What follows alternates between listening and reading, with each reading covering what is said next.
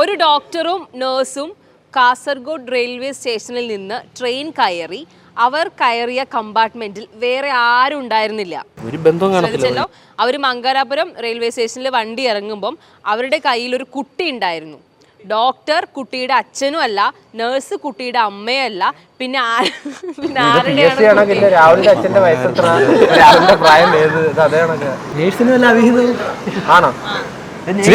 ചെറുതാണ് ഒറ്റ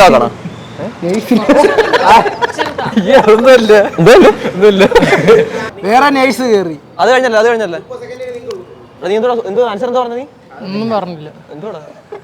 ഞാൻ ഉത്തരം പറയട്ടെ. ഡോക്ടർ സ്ത്രീയാണ്, മനസ്സിലായോ? ഈ ഡോക്ടർ എന്ന് പറഞ്ഞ ആള് ലേഡി ഡോക്ടറാണ്. പുള്ളിക്കാരത്തി പ്രഗ്നന്റ് ആയിരുന്നു കയറണ സമയത്ത്. എന്നിട്ട് മംഗലാപുരം കുറേ ദൂരമില്ലേ, അവിടെ എത്തുമ്പോഴത്തേക്കും പുള്ളിക്കാരത്തി പ്രസവിച്ചു. അതാണ് കുട്ടി. നേഴ്സ് വന്നിട്ട് ഒരു മെയിൽ നേഴ്സ് ആയിരുന്നു. എന്തൊന്നും പറ്റൂലേ? പിന്നെ എല്ലാം പറ്റും.